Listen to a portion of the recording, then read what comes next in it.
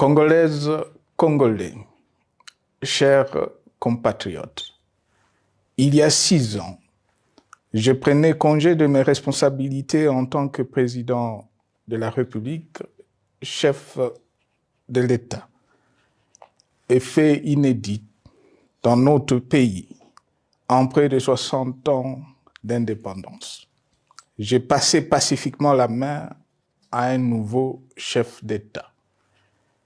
Depuis lors, je m'étais imposé un strict devoir de réserve, y compris quand j'ai fait l'objet, directement ou par mes proches interposés, de provocations, de déni de droit, d'humiliation, d'imputations dommageables et d'autres multiples atteintes à ma dignité.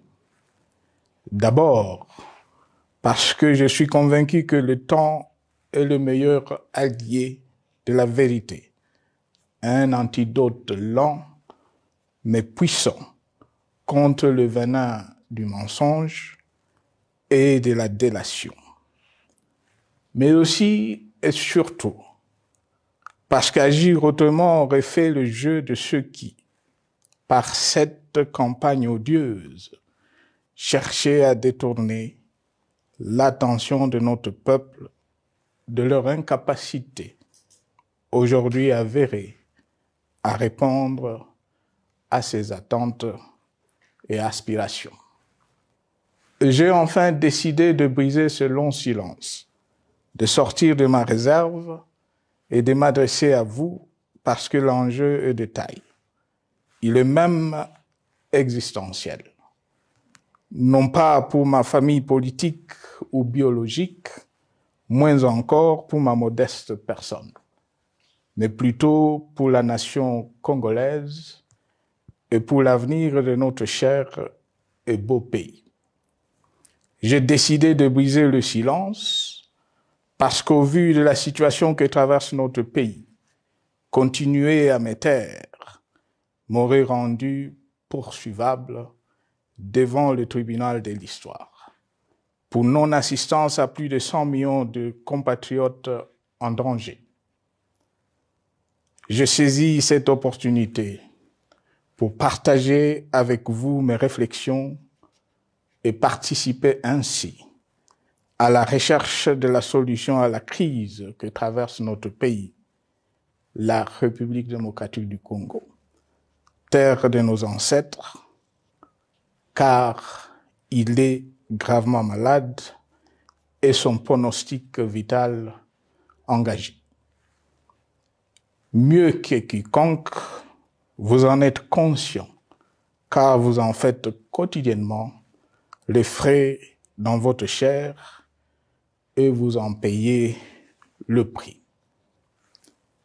Mes chers compatriotes, vu l'importance stratégique de notre pays et le rôle qu'il est appelé à jouer, j'avais, de l'avènement au pouvoir du chef de l'État actuel, conclu avec lui un accord donnant naissance à la coalition entre nos forces politiques respectives. À propos de cet accord, beaucoup de contre-vérités ont été dites, y compris, fort malheureusement, par celui qui est censé connaître la vérité, parce qu'en étant l'un de 2 principaux signataires.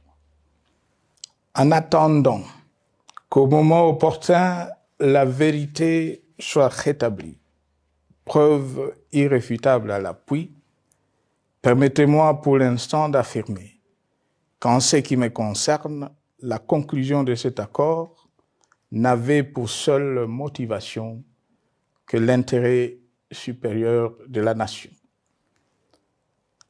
Par cet accord de mutualisation de forces, j'entendais en effet permettre à mon successeur d'exercer dans la direction des affaires de l'État plus de pouvoir effectif que ce que la faible représentation de sa famille politique au sein de la nouvelle Assemblée nationale était en droit de lui conférer. Je voulais par ailleurs faciliter le fonctionnement harmonieux des institutions et éviter à la nation, comme à notre jeune démocratie, d'éventuelles crises politiques qui leur auraient été fatales. Cette première alternance pacifique et civilisée à la tête du pays avait suscité d'autant plus d'espoir qu'en janvier 2019, notre pays s'est trouvé en bien meilleur état qu'au moment de ma propre accession à la magistrature suprême en janvier 2001. Alors que j'avais trouvé un pays au bord de l'implosion, miné par une longue dictature et des guerres, sans institutions républicaines, économiquement en faillite et socialement déchiré. Bref, un pays dont l'incertitude de lendemain menaçait la stabilité de toute la région. Le 24 janvier 2019, j'avais en effet légué un bien meilleur héritage à mon successeur, à savoir un pays réunifié, largement pacifié et dont les limites territoriales correspondaient exactement à celles qu'elles étaient au 30 juin 1960. Une nation reconstituée, réconciliée et fière de sa diversité. Un État doté d'une constitution progressiste et des institutions fonctionnant harmonieusement. Une économie dynamique et résiliente et débarrassée du fardeau de la dette hérité de régimes antérieurs, du fait de multiples réformes structurelles engagées. Une armée nationale républicaine de plus en plus professionnelle et capable de relever le défi de la défense de l'intégrité du territoire national. Une démocratie en constante consolidation, avec notamment l'organisation sur fonds propres d'un troisième cycle électoral. Le cœur serré, je constate qu'à peine 6 ans après, ce bel héritage en indivision, légué à l'ensemble de notre peuple, a été complètement dilapidé par celui qui en avait reçu la garde. Que notre pays offre un spectacle de plus désolant et qu'il suscite d'autant plus de désespoir au sein de notre peuple et de pitié et de moquerie à travers le monde, que l'inconscience de ses dirigeants ne permet aucun espoir de redressement. Cette détérioration rapide de la situation générale du pays est principalement due à l'iverse du pouvoir sans limite. Le nouveau dirigeant s'illustre en effet par une série de remises en cause, reniements et violations intentionnelles de la Constitution, avec en toile de fond la volonté irrésistible de concentrer tout le pouvoir entre les mains d'un seul homme, au mépris du pacte qui cimentait la cohésion de notre peuple. Le premier acte de remise en question de ce pacte républicain, véritable socle de stabilité et de cohésion nationale, a consisté à violer délibérément la Constitution et les lois pertinentes lors du premier remaniement de la Cour constitutionnelle par le président de la République. La violation de ce texte juridique, fondement de tout état de droit, pour de simples raisons de confort politique est devenue, depuis lors, une marque distinctive de la gouvernance de notre pays.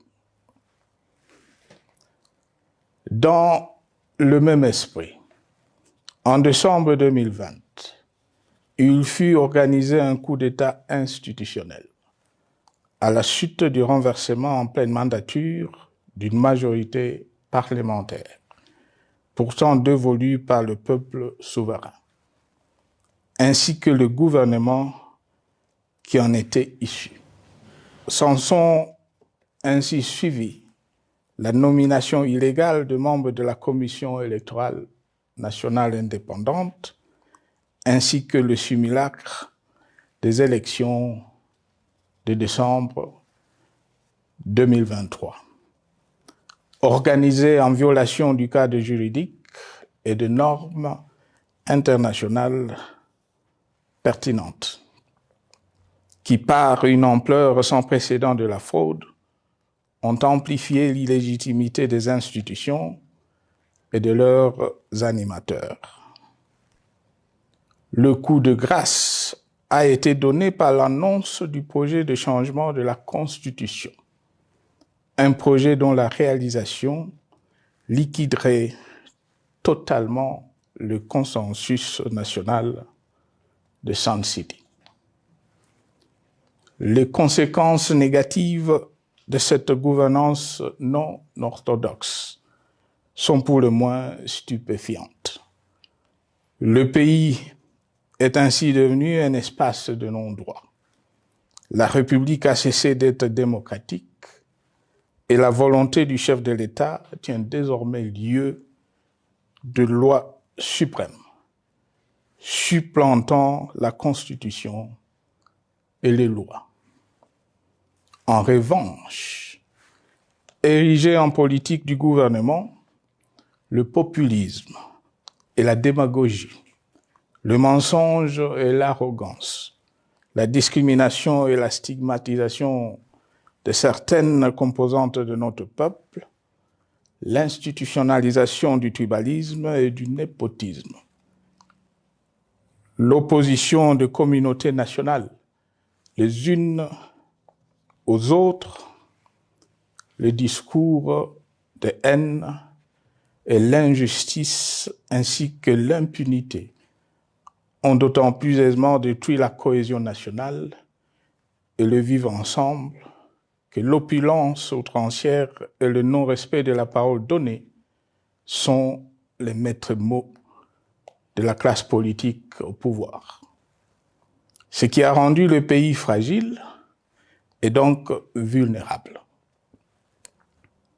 Plus grave, le repli identitaire, dangereux pour l'édification de toute nation, a refait surface, avec ses vieux démons dont l'intolérance et la division. Et circonstance aggravante, cela est non seulement toléré et impuni, mais aussi et surtout véhiculé et financé par les tenants du pouvoir. Face à cette dérive, le Parlement a abdiqué de sa mission constitutionnelle de contre-pouvoir.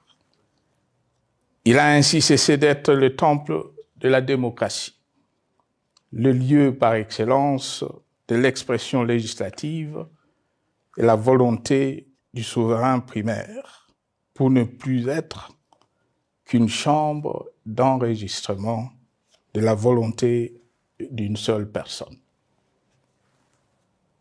Quant à la justice, garante constitutionnelle de liberté publique et du socle de valeurs, qui structure notre identité et forge notre unité, elle a complètement démissionné de ses responsabilités, se laissant ouvertement instrumentalisée à des fins politiques.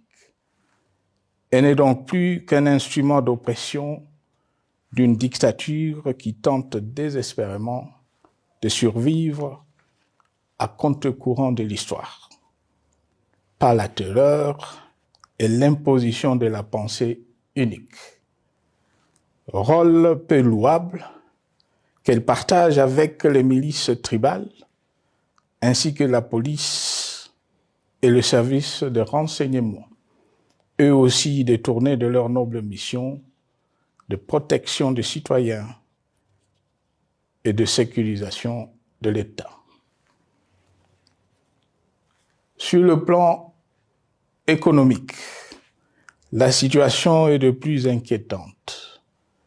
Malgré l'augmentation des recettes publiques, essentiellement due à l'arrivée à maturité de toutes les réformes courageusement votées de 2002 à 2018, notamment le nouveau code minier, forestier, des hydrocarbures, des assurances et de la sous-traitance, et un niveau d'aide financière accru de la part des institutions de Bretton Woods. Aucun investissement n'a été réalisé pour doter le pays d'infrastructures modernes, soutenir de réformes structurelles et stimuler la croissance. Par contre, l'inflation et la dépréciation monétaire, jadis vaincues, sont de retour. La corruption et le détournement de deniers publics ont atteint un niveau inédit. Et l'endettement public que nous avions maîtrisé de 2010 a de nouveau grimpé en flèche, dépassant la barre de 10 milliards de dollars et suscitant des inquiétudes légitimes quant à la solvabilité à moyen et long terme du pays. Les conséquences sur le plan social sont aussi dramatiques.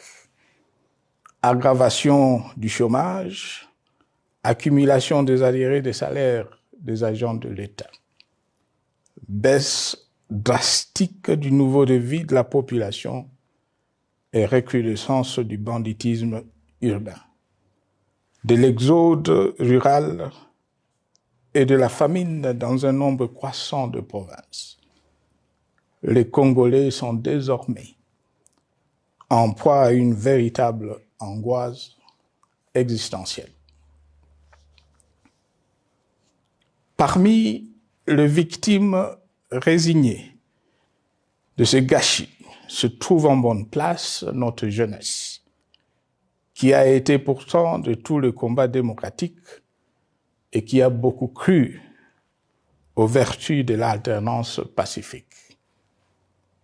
Aujourd'hui, sans repère ni perspective sérieuse du lendemain, ils se sont abandonnés, laissés à la merci des entrepreneurs de conflits et de vendeurs d'illusions de tous bords. Rien de ce qui lui a été promis depuis 6 ans n'a été réalisé. À cette jeunesse désabusée, comme à l'ensemble de notre peuple, nous tenons à donner une assurance. L'échec d'un régime compromet, mais ne scelle pas définitivement le sort d'un peuple. Mes chers compatriotes, s'agissant de la situation sécuritaire, dans les grandes agglomérations comme dans nos campagnes, elle est partout plus que préoccupante. C'est le cas notamment au nord Kivu, au sud Kivu, en Ituri, au Maniema, au Tanganyika, au Katanga et au Mai-Ndombe, province pourtant voisine de Kinshasa, capitale du pays et siège des institutions. Le sang de nos compatriotes civils et militaires, valeureux officiers et soldats des rangs, mais aussi députés, éminents membres de la société civile ou de partis politiques, a ainsi abondamment et gratuitement coulé. Du fait de l'intolérance, du cynisme, voire pire, d'un terrorisme d'État pratiqué dans un seul et unique dessein, l'abus du pouvoir pour le pouvoir. C'est le cas, entre autres, de plusieurs centaines de détenus du centre pénitentiaire de rééducation de Makala, sauvagement abattus dans la nuit du 1er au 2 septembre 2024, victimes sans défense d'un crime incontestable contre l'humanité, à ce jour resté impuni.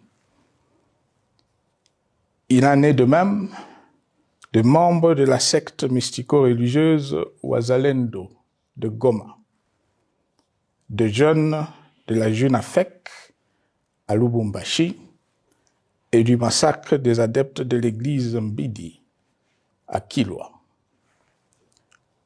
Cette déliquescence de la situation sécuritaire est due à la mauvaise gouvernance du pays, qui dans ces secteurs est aujourd'hui caractérisée par une formation militaire bâclée, des recrutements et mises en place ethniquement motivés, ainsi que par l'emprisonnement sans jugement, aussi bien de plusieurs militaires et officiers de haut rang que des agents de l'ordre et de sécurité, majoritairement swahiliphones. Bien plus, à l'armée nationale, bouclier de la nation, instrument de préservation de l'indépendance nationale et de l'intégrité territoriale, il a été substitué de bandes de mercenaires, de groupes armés, de milices tribales et de forces armées étrangères, qui ont non seulement montré leurs limites, mais aussi enfoncé le pays dans un chaos indescriptible. L'État a ainsi perdu le monopole de la violence légitime en sous-traitant aux groupes armés, autrefois maîtrisés, le maintien de l'ordre public et de la tranquillité nationale. Et comme si cela ne suffisait pas, l'armée nationale est vilipendée, conspuée et tournée en dérision par les autorités qui n'assument jamais rien alors qu'elles sont censées veiller à sa consolidation et à sa respectabilité. Pour les avoir formés, commandés et conduits au front, je connais nos soldats, boucs émissaires aujourd'hui de toutes les contre-performances enregistrées sur les champs de bataille. Ils ne sont pourtant pas intrinsèquement moins bons, moins nationalistes et moins loyaux. Ce qui a changé entre-temps, c'est la qualité du commandement et de leur prise en charge. Au niveau régional, le gouvernement a levé l'option désastreuse de se détourner de deux principaux instruments internationaux qui étaient à la base de l'architecture régionale de paix et de sécurité, laquelle avait permis la stabilité régionale que le président actuel avait trouvée lors de son accession au pouvoir, à savoir le pacte sur la sécurité, la stabilité et le développement dans la région de Grand Lac et l'accord cadre pour la paix, la sécurité et la coopération pour la République démocratique du Congo et la région. Plus grave encore, en faisant de forces négatives, les FDLR, ainsi que des centaines de groupes armés congolais, des supplétifs des forces armées de la République démocratique du Congo, le gouvernement a ouvert la voie à la régionalisation du conflit, avec des conséquences inévitables sur la stabilité de la région. Mes chers compatriotes, alors que sur le plan institutionnel, politique, économique et social, les fondamentaux avaient été établis et que le pays avait été placé sur la rampe de lancement, prêt à décoller. Nous voici, hélas, en un temps record, soit 6 ans, de nouveau à la case départ. Seul d'un État failli, divisé, désintégré, au bord de l'implosion, inscrit en bonne place au palmarès de pays pauvres, le plus corrompu et très endetté. En atteste tout le rapport tant du Conseil de sécurité des Nations Unies que ceux sur l'indice de développement humain et sur la pauvreté.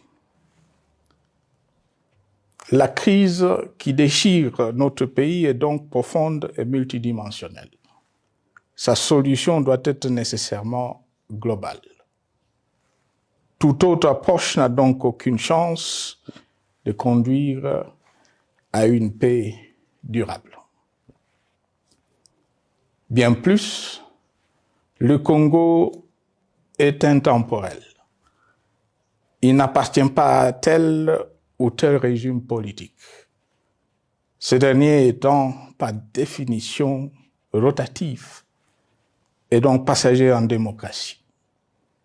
Il appartient plutôt au peuple congolais dans sa grande diversité.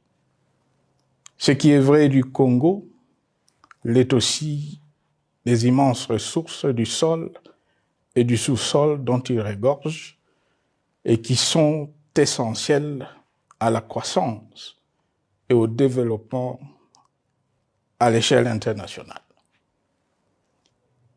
Que tous, au pays comme à travers le monde, en tiennent compte et qu'ils inscrivent leurs projets dans une perspective qui privilégie l'intérêt du Congo et des Congolais, plutôt que celui de ceux qui, à un moment ou à un autre, dirigent le pays.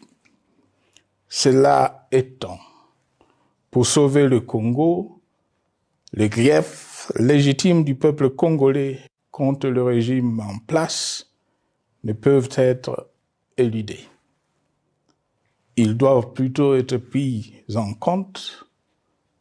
La dictature doit prendre fin et la démocratie, tout comme la bonne gouvernance économique et sociale, doivent être restaurées. Car, comme en témoigne l'histoire, il ne peut y avoir de solutions sécuritaires définitives sans solution politique sincère. Sinon, il y aura de nouvelles vagues de convulsions politiques, de troubles à la paix, d'insécurité, d'instabilité institutionnelle, de conflits armés et de guerres civiles. Perspective qu'en toute responsabilité, nous, Congolais, ne pouvons plus nous permettre. Il est dès lors vital que les multiples initiatives de recherche de la paix, Luanda, Nairobi, EAC-SADC, l'Union africaine, Doha et Washington, que nous accueillons favorablement, les considérant comme autant de signes de compassion et de solidarité à notre peuple, soient conscientes de cette exigence. Qu'elles accordent aux Congolais à la fois maîtres de leur destin et premières victimes de cette crise la place centrale qui leur revient de droit, aussi bien dans le diagnostic du mal dont souffre le pays que dans la prescription du traitement dont il a besoin pour en guérir définitivement. Il convient de noter à ce sujet que le gouvernement de Kinshasa s'est enfin résolu à se mettre autour d'une même table avec l'AFC/M23 depuis plusieurs semaines à Doha, même si, bizarrement, il continue à considérer comme un crime le fait que les autres Congolais se parlent entre eux. C'est le lieu pour moi de saluer la démarche des évêques de la CENCO et de l'ECC, qui a le mérite de n'exclure du débat aucun sujet ni aucun de nos compatriotes. Sans être parfaite, cette initiative conjointe des Églises mérite le soutien et, si nécessaire, des enrichissements de la part de notre peuple. Mes chers compatriotes, une fois n'étant pas coutume, il convient de dénoncer la falsification de l'histoire par ceux dont le jeu pervers dans l'opposition naguère, comme aujourd'hui au pouvoir, a consisté et consiste encore à calomnier, à diffamer, à diaboliser et à diviser pour gagner et régner, à se défausser sur les autres pour justifier leur contre-performance, quelles qu'en soient les conséquences sur la cohésion nationale ou en termes de vies humaines injustement brisées ou perdues. Une preuve, s'il en fallait encore, vient de nous en être donnée une fois de plus.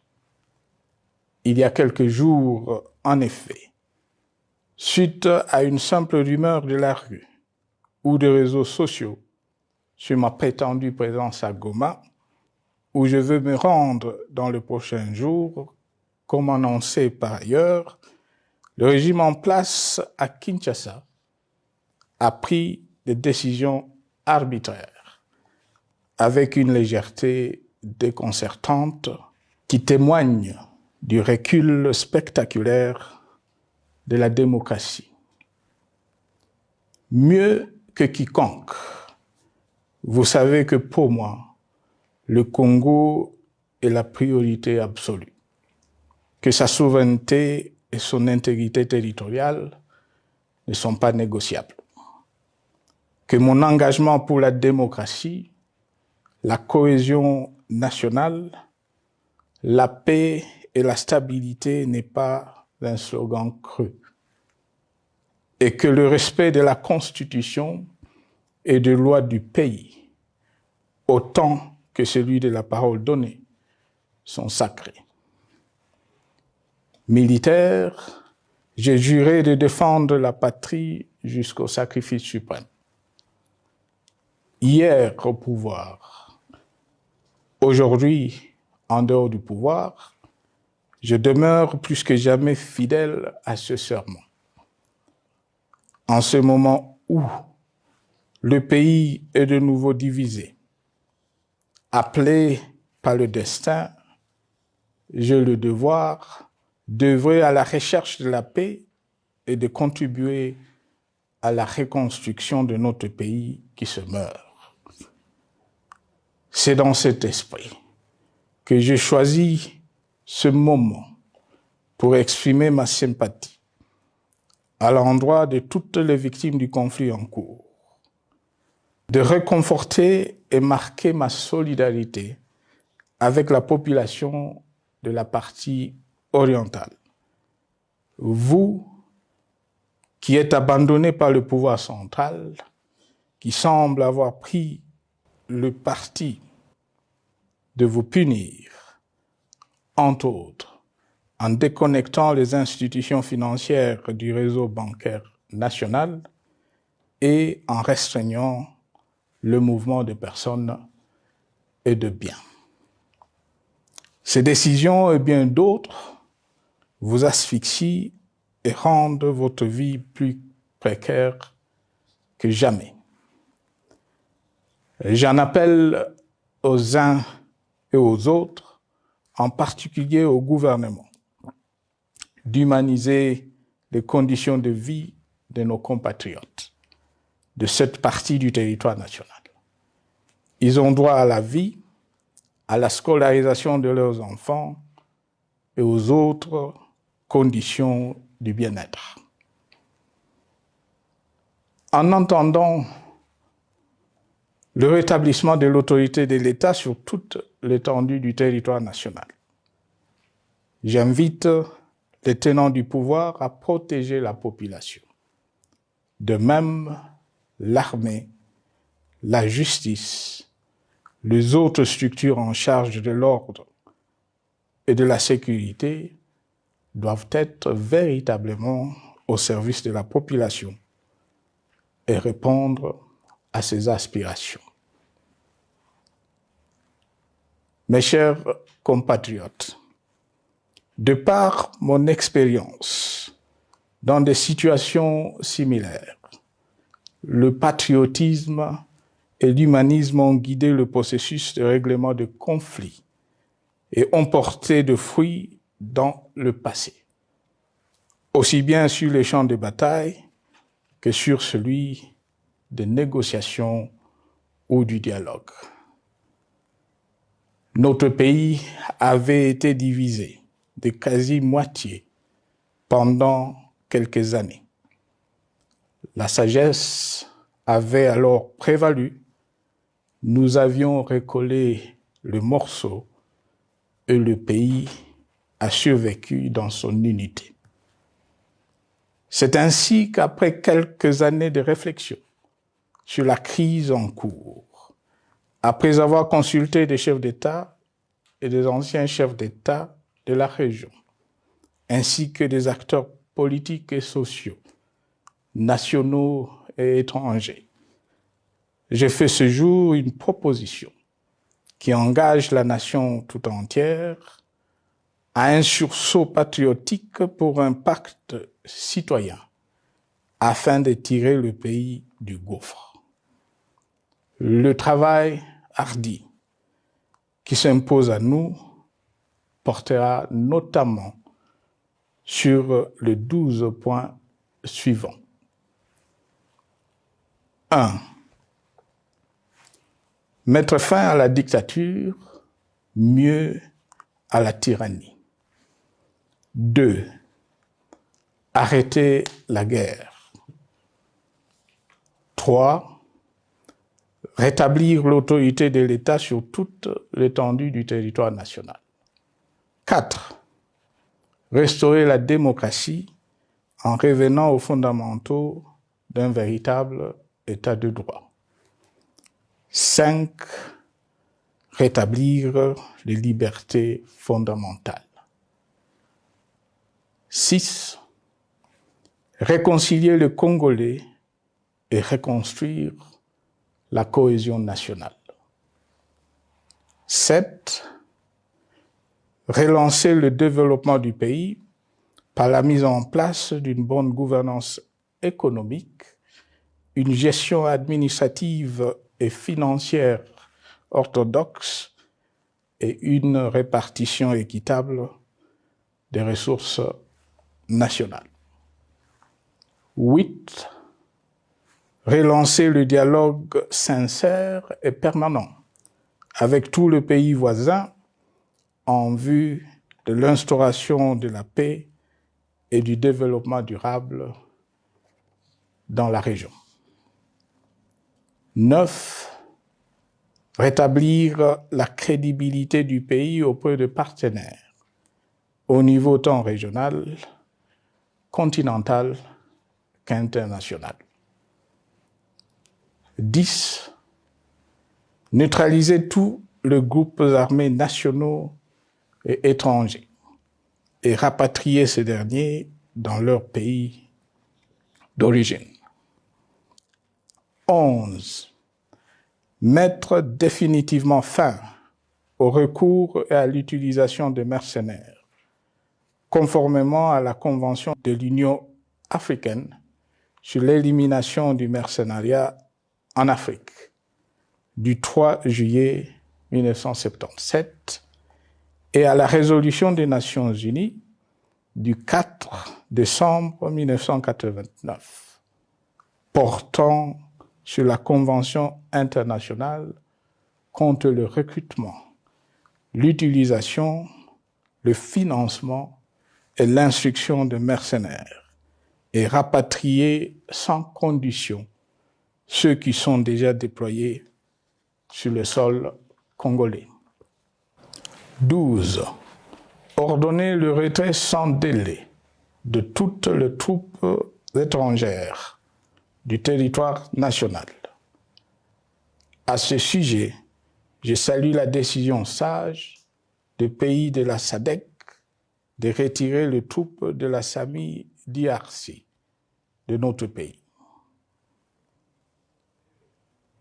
Vu l'immensité de la tâche ainsi décrite, je lance un appel solennel à tous les Congolais, sans distinction de sexe, d'ethnie, d'âge, de classe sociale, de zone géographique ou d'appartenance politique, qui aiment passionnément le Congo, qui sont prêts à tous les sacrifices, qui adhèrent sans réserve au pacte républicain de Sun City et qui tiennent au respect de la Constitution du 18 février 2006 à s'unir autour de ces objectifs. Il s'agit de la refondation de l'État et de l'édification d'un pays qui a perdu ses repères. Mobilisons-nous et mettons à profit tous les moyens à notre disposition pour restaurer l'unité nationale, sauver le Congo et préserver son indépendance. Car l'Afrique et le monde nous regardent. Mes chers compatriotes, le Congo vaut mieux que la caricature qu'en donnent ses dirigeants actuels. Le Congo mérite mieux que cette politique extérieure faite de jérémiades et de mendicité. J'ai donc la ferme conviction que le peuple congolais est capable, aujourd'hui comme en 1960, de vaincre le démon de la division, qu'il est capable aujourd'hui, comme au cours de la décennie 90, de vaincre la tyrannie et la tentation du pouvoir absolu.